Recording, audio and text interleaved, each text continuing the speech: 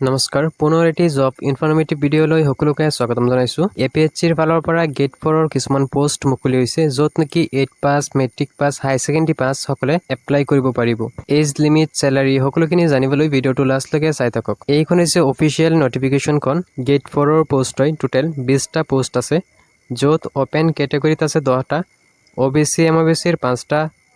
T type আৰু আদিবাসী কমিউনিটিৰ এটা এসসি দুটা এসটি প্লেনৰ এটা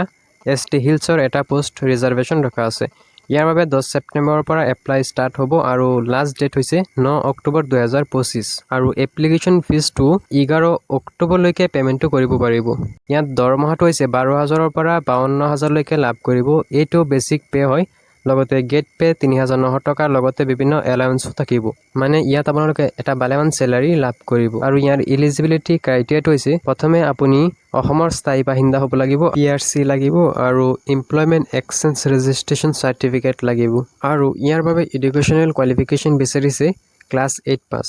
8 পাস হলে এই পোষ্টৰ বাবে এপ্লাই কৰিব পাৰিব আৰু ম্যাক্সিমামটো হৈছে হাই সেকেন্ডাৰী পাস আৰু এজ লিমিটটো হৈছে মিনিমাম 18 বছৰ হ'ব লাগিব আৰু ম্যাক্সিমাম 40 বছৰ আৰু এই এজটো 1/1/2025 লৈ কাউন্ট কৰিব এসসি এসটি ক্যান্ডিডেট সকলে 45 বছৰলৈকে এপ্লাই কৰিব পাৰিব OBC MOBC T types and আদিবাসী কমিউনিটি ক্যান্ডিডেট সকলে 43 বছৰলৈ এপ্লাই কৰিব পাৰিব আৰু পিডব্লিউডি সকলে 50 বছৰলৈকে এপ্লাই কৰিব পাৰিব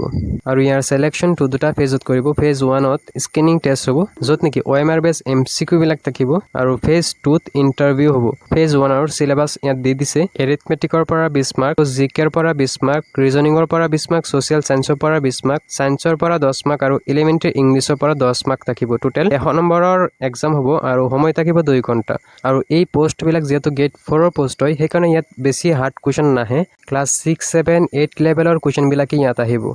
আৰু ফেজ 2ত ইন্টাৰভিউ হ'ব